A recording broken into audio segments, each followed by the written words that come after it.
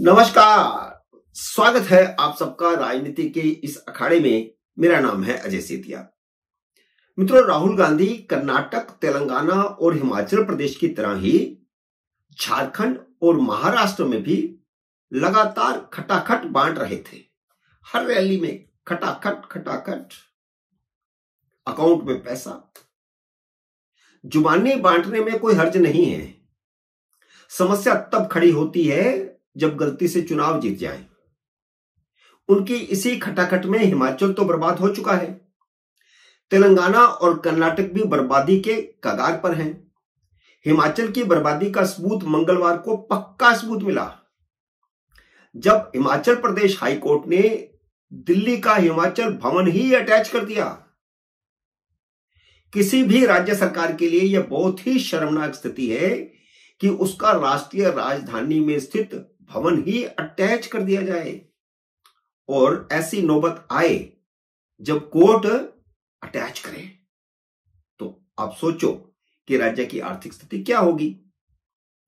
इसे मैं विस्तार में बताऊंगा कि हुआ क्या है।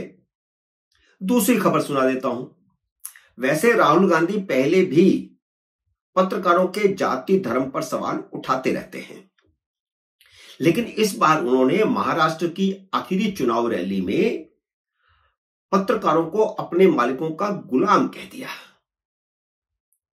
जिस पर मुंबई प्रेस क्लब ने कड़ी प्रतिक्रिया व्यक्त की है और करनी भी चाहिए थी। प्रेस क्लब ने कहा है कि राहुल गांधी तानाशाह की तरह व्यवहार करते हैं, और यह सच भी है। अगर सत्ता से बाहर रहते हुए उनकी यह हालत है, उनकी ऐसी जुबान है और इस तरह की धमकियां हैं, तो सत्ता में आने पर वे मीडिया के साथ क्या सलूक करेंगे, इसका अंदाजा लगाया जा सकता है। राहुल गांधी ने माफी नहीं मांगी तो मुंबई प्रेस क्लब उनका बायकॉट करेगा। तीसरी खबर भी महाराष्ट्र से है। इधर चुनाव प्रचार पर ब्रेक लगी और उधर पूना की कोर्ट ने राहुल गांधी को 2 दिसंबर को कोर्ट में पेश होने का सम्मन भेज दिया है। मामला वही है जिसे राहुल गांधी ने हार के डर से इस बार चुनाव में उठाया नहीं, एक बार भी नहीं उठाया, जबकि पहले वह हमेशा उनकी जुबान पर रहता था। क्योंकि शरद पवार और उद्धव ठाकरे ने साफ धमकी दे दी थी कि अपनी पुरानी बकवास दोबारा की तो गठबंधन टूट जाएगा। उद्धव ठाकरे ने और शरद पवार ने ऐसी ही धमकी करीब करीब 1 साल पहले भी दी थी, अब दोबारा दी, क्योंकि अब तो विधानसभा का चुनाव था। भाजपा ने उस मुद्दे को बहुत जोर शोर से चुनाव में उठाया है। लोगों की मेमोरी बहुत शॉर्ट होती है। अगर कोर्ट का सम्मन एक दिन पहले आ जाता तो कांग्रेस की जड़ों में मट्ठा डल जाता, क्योंकि फिर भाजपा को, शिंदे सेना को प्रचार करने का मौका मिल जाता।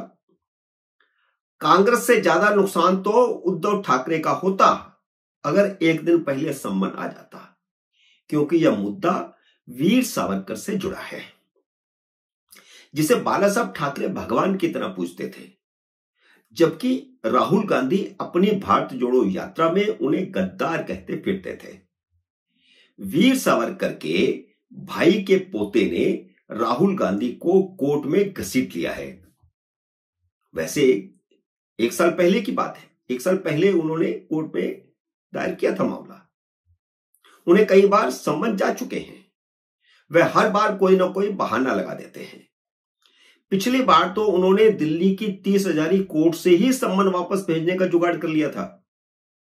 इस बार सम्मन पक्का है। अगर इस बार वह कोर्ट में हाजिर न हुए तो अगला सम्मन दिल्ली पुलिस को भेजा जाएगा कि वह राहुल गांधी को गिरफ्तार करके कोर्ट में पेश करें। एक कोर्ट पहले कह भी चुकी है यही बात जो मैं कह रहा हूं। वीर सावरकर देश के एकमात्र स्वतंत्रता सेनानी थे जिन्हें 2 जन्म कारावास की सजा हुई थी। उन्हें काला पानी की बंद कोठरी में, छोटी सी 7x7 की कोठरी में रखा गया था।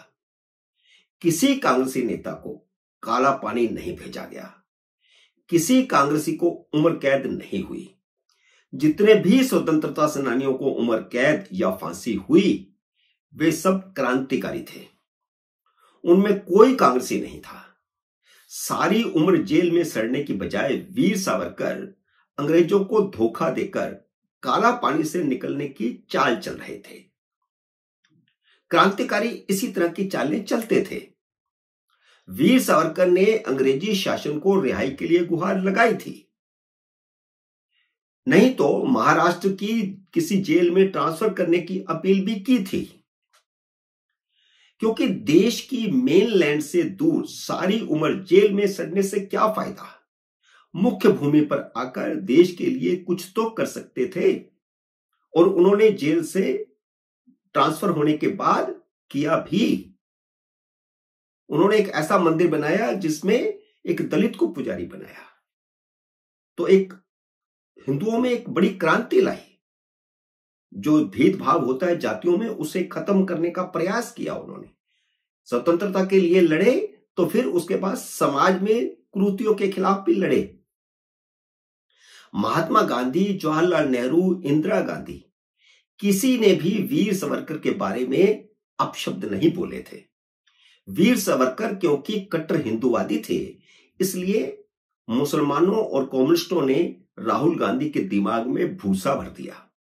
मैं कड़ा शब्द इस्तेमाल कर रहा हूं और सच में ऐसा हुआ है। नवजोत सिंह सिद्धू ने इसलिए उनका नाम पप्पू रखा था। जैसे झारखंड में क्रांतिकारी बिरसा मुंडा को भगवान माना जाता है, वैसे ही महाराष्ट्र में वीर सावरकर को भगवान माना जाता है। अब मैं तीसरे मुद्दे पर आता हूं। राहुल गांधी की खटाखट मशीन ने हिमाचल को दिवालिया बना दिया है।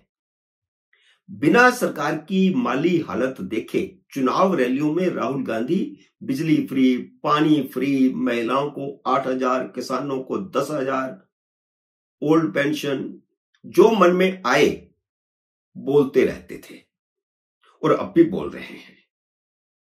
हिमाचल की कांग्रेस सरकार के पास अब न सरकारी कर्मचारियों को तनख्वाह देने के लिए पैसे बचे हैं, हर महीने मुश्किल पैदा होती है।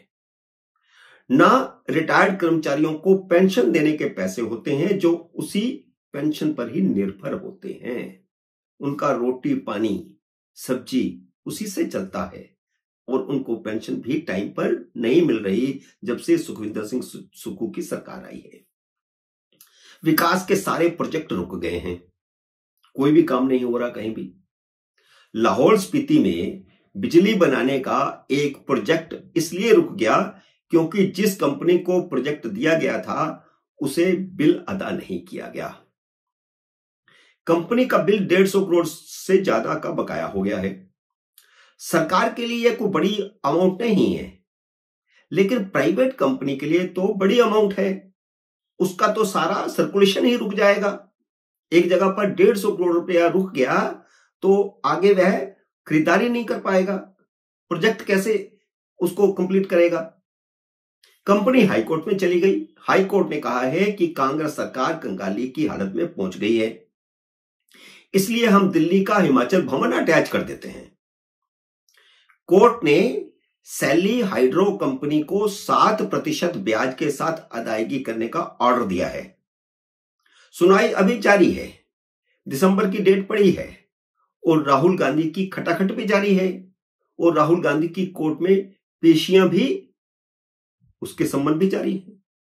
मित्रों, उम्मीद है मेरा ये वीडियो आपको पसंद आया होगा। इसे लाइक और शेयर कीजिए। अगर आपने मेरे YouTube चैनल को अब तक सब्सक्राइब नहीं किया तो कृपया सब्सक्राइब करके अपना आशीर्वाद दीजिए। जल्दी मिलते हैं अगले वीडियो में किसी अन्य विषय के साथ। तब तक नमस्कार।